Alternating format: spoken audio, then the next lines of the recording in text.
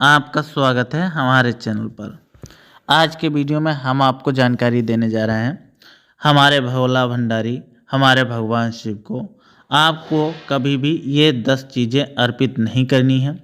अगर आप ये 10 चीज़ें अर्पित करते हैं तो आपको भगवान शिव की कृपा के बजाय कुदृष्टि का सामना करना पड़ सकता है और आपको दिक्कतें जीवन में झेलनी पड़ सकती हैं।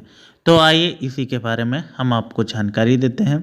इसीलिए आपसे हमारा विनम्र निवेदन है, वीडियो को अंत तक ज़रूर देखना।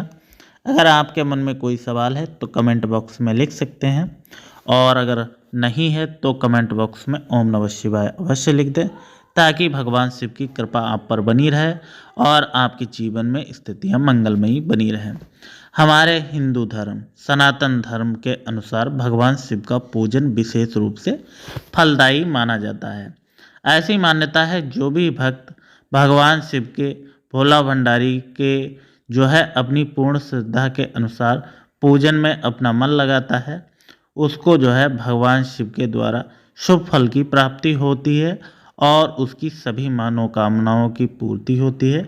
लेकिन आपको एक चीज़ का ध्यान रखना है, जब भी आप भगवान शिव की पूजा करें तो उनके कुछ नियमों का पालन करना बेहद ही जरूरी होता है। और ये हमारे सनातन धर्म में ये भी मान्यता है, जो भी व्यक्ति भगवान शिव की पूजा के दौरान इन नियमों का पालन नहीं करता है, उस व्यक्ति को भगवान शिव की कृपा प्राप्त नहीं होती है। इसके बजाय उसके जीवन में भगवान शिव का जो है कुदृष्टि उसको प्राप्त होता है, जिससे उसके जीवन में दुखों का आगमन हो जाता है। आइए इन्हीं नियमों के बारे में हम आपको जानकारी देते हैं और आपको बताते हैं कि भगवान शिव की पूजा में कौन सी चीज़ें करना या उनको अर्पित करना वर्जित माना जाता है। तो हमारी जो पहली वस्तु, हमारा जो पहला आपको जो है ये अर्पित नहीं करना है, वह है तुलसी के पत्ते। भगवान शिव की पूजा के दौरान तुलसी की पत्तियों का सेवन करना बेहद ही वर्जित माना जाता है, क्योंकि तुलसी को भगवान विष्णु की पत्नी के रूप में पूजा जाता है और उनकी विष्णु जी की पूजा भी उनके साथ में की जाती है।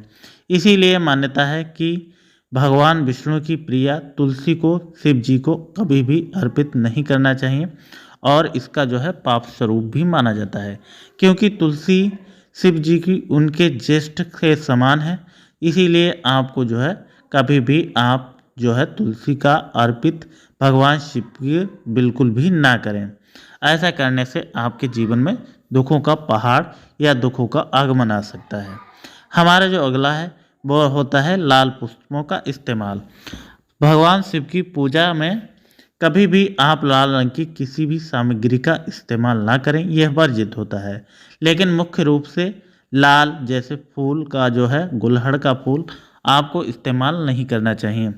ऐसा करने से भगवान शिव जी प्रसन्न होने के बजाय रुष्ट हो सकते हैं।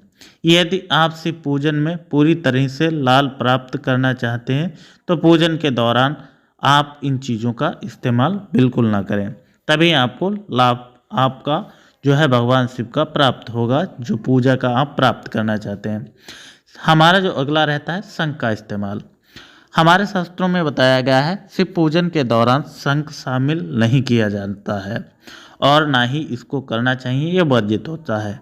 कुछ लोग शंख से भगवान शिव का जलाभिषेक भी करने लगते हैं, जिनको जानकारी नहीं होती है, लेकिन आपको ऐसा करना नहीं चाहिए क्योंकि ये वर्जित माना जाता है। क्योंकि पौराणिक कथाओं के अनुसार शिव जी ने शंखचूर्ण नाम के एक राक्षस का वध किया था, इसीलिए उसका वध करने की वजह से भगवान शिव के पूजन में कभी भी शंख का इस्तेमाल नहीं किया जा सकता है। और उस राक्षस की पत्नी का नाम भी तुलसी था, इसीलिए आप कथा के अनुसार आप जो है पूजा में तुलसी के दल या पत्ते आप जो है इस्तेमाल ना करें। ऐसा करने से दिक्कत आपके जीवन भर आ सकती है। अगली जो चीज़ है आपको इस्तेमाल नहीं करनी है, वह है सिंदूर या कुमकुम। आमतौर पर ईश्वर पर आपने देखा होगा सभी देवी देवताओं पर जो है आमतौर पर लाल रंग का जो है उनको अभिषेक किया जाता है, उनका पूजन किया जाता है और ऐसा माना जाता है कि कुमकुम और जो हमारा सिंदूर है ऐसा चढ़ाना शुभ भी माना जाता है। लेकिन जब बात आती है हमारे शिव जी भोला भंडारी की, तब ऐसा माना जाता है कि आप पूजा में कभी भी सिंदूर या कुमकुम ना चढ़ाएं। इसकी जगह पर आप चंदन का इस्तेमाल करें। ऐसी मान्यता है, अगर आप भगवान शिव पर तुलसी या आप सिंदूर या कुमकुम चढ़ाते हैं तो ये भगवान शिव को क्रोधित करते हैं, क्योंकि जैसे कि हमारे जो हैं शिव जी संहारक के देवता हैं, कालों के काल महाकाल हैं। और हमारा जो सिंदूर और कुमकुम रहता है ये सौभाग्य का प्रतीक है और हमारे शिव जी विनाशक के देवता हैं। इसलिए आपको कभी भी भगवान शिव पर कुमकुम या लाल सिंदूर नहीं अर्पित करना चाहिए, इससे आपको दुख हो सकता है। हमारा जो अगला है वो रहता है तिल का इस्तेमाल।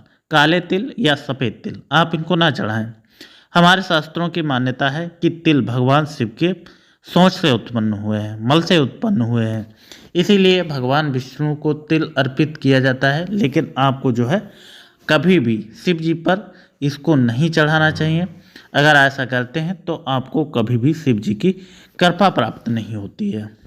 वहीं हमारी जो अगली वस्तु है वो होती है केतकी।